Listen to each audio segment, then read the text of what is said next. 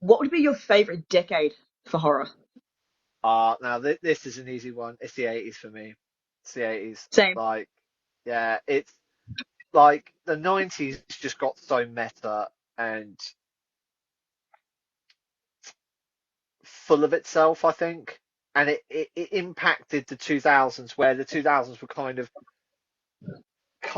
became extremely glossy. So you got 90s, which became glossy and very Yeah. meta, and then um, you got the kind of 2000s, like they're just super glossy, and then it's a lot of them are the American remakes and everything of like international horror movies, and 2010s you kind of get the A24 stuff, which not for me. I think if you love an A24 horror movie, brilliant. I always go, I don't think a lot of them are horrors. I think a lot of them have Yeah. horror elements, but as an actual horror movie, and I do enjoy like the 60s, 70s UK stuff. But Like the Hammer realistically, horror one. yeah, like Hammer Horror, Blood on Satan's Claw, Wicker Man, a lot of like we were getting into a lot of like the pagan kind of and kind of folk horror kind of stories. But Yeah. and then I also enjoy like Universal, that's 30s, 40s, 50s. But yeah, it's got to be the 80s. Like, I mean, Technicolor splatter movies. You get you get all the horror icons we know, and then you just get so inventive. Even the remakes are amazing from that era, where you get the Blob, you get the Thing, John Carpenter's The Thing, sorry, and then you Yeah. get David Cronenberg's The Fly. I mean, anyone who ever says like you can't remake a movie, the first thing they always go is, yeah, you can't remake a movie. Oh, but except from like The Fly thing, and and you're like, yeah, but that's why I think remakes are a great idea, because you've taken two different creatives, they've come together, they've readapted material, and they've gone, here you are. And and then we look at kind of other remakes from that era, and you just like later on, like the Thing prequel slash remake, and you just think CGI, don't do that. You could have done practical effects. And I would have, and I know Blumhouse is looking to remake it again, and I'm like, I'm down for that, as long as you've got someone who wants to do practical effects, because you need to make this thing tangible because it's an alien, but Yeah. then you also need someone who's looking at it from the right perspective, is how can we approach this story with a really good modern angle. But anyway, tangent, Yeah. tangent. I'm worse than a bloody roadway. I am, but yeah. No, but yeah, definitely, it's definitely 80s for me. Granted, with the 70s, you still had things like The Exorcist, and that's when we got Michael Myers and everything. And then Sean S. Cunningham was trying to replicate that by making Jason in the 80s.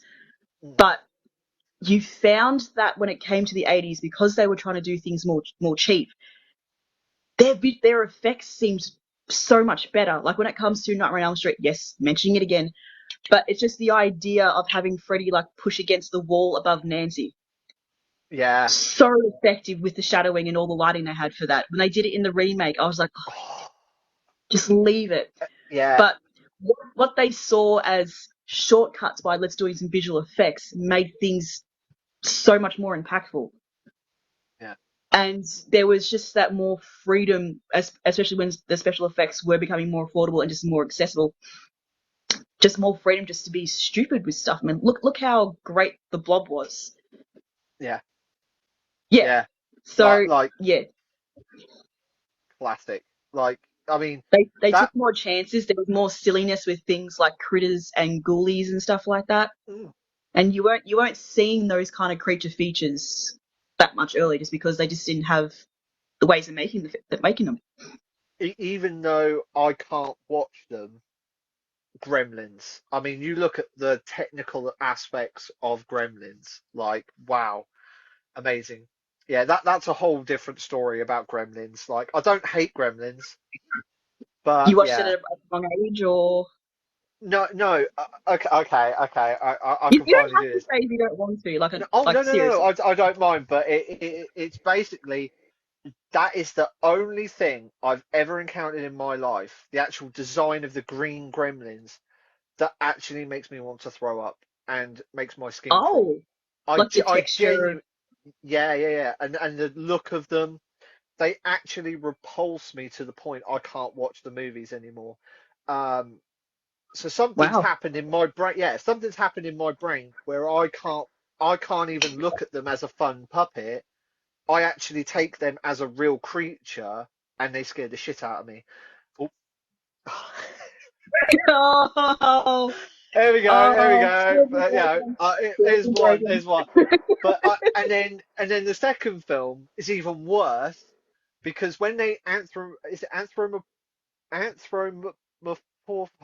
it, we basically Yeah. get the lady gremlin repulses me so much I can't look at the screen because it's the red lips and it's just that kind of look. But then I hate spiders. There's a gremlin spider, and I like bugs and things like that. And then when you get the really smart talking gremlin, that's it. That's what I'm running out the room. Like they, as I said, my brain just clicked one year, and I looked at an image of a gremlin, and I just was done. I had to walk away. I just put the phone down. And I went away. I was like, no. I'm surprised you didn't mention the veggie one. I thought that was going to be one that got you as well because like things were just popping up on its face. It's been a while since I've seen them, Been a obviously, while. and it Yeah. but yeah, it's like no offense to them, they're great movies. Like I love Joe Well, Dante, it and just I wish I speaks could. to how well the visual effects were if you actually thought that they Yeah, looked that real. So yeah, good work to the visual effects guy. yeah, absolutely. Oh, but no, I'm glad. Like Well, yeah, and it's like yeah, again, like you love the 80s, and I think for us it seemed to be that wild time, like Fright Night, where you can just do anything, even Lost Boys, and films like we've yeah. talked about, American Werewolf, and it was just, if you haven't seen it, there's a documentary. Um, thanks, Dana. Yeah, she said, so we get it. Don't mention Gremlins to Richard. Thank you. Yeah, and what was it? It was there's a thing called the Frankenstein Complex Creature Designers. I recommend it. Like it talks about all those guys and Steve Johnson, who he worked on so many great of the movies we've talked about, and all these guys talk about all the makeup effects of the 80s and how they were like rock stars and stuff, and really recommend that one to you. Is it streaming on anything? I don't know. I don't know about streaming, but unless it's Arrow? No, no, it wouldn't be Arrow. I don't know, because over here it's a Studio Canal release, so I don't know they've got their own kind of streaming app. But yeah, if you can see it, because sometimes YouTube shows movies for free, so it could be on Yeah. there um What was it called again? or uh Frankenstein Complex Creature Designers. But I'll send it to you afterwards. Yeah. Awesome. Um, Yeah, I'll make sure I do that. But yeah, so, you bringing up makeup effects people, I just like, yeah, got to. Oh, I had to mention like makeup effects. Like we didn't even mention Tom Savini, who's like the No. master of it all. Come on. Oh, have you seen Maniac? That head Yeah. explosion in, oh my goodness. I love that. I love that so much because I remember watching that film for the first time, and then I see that and I'm like, okay, Tom Savini's brought the A game.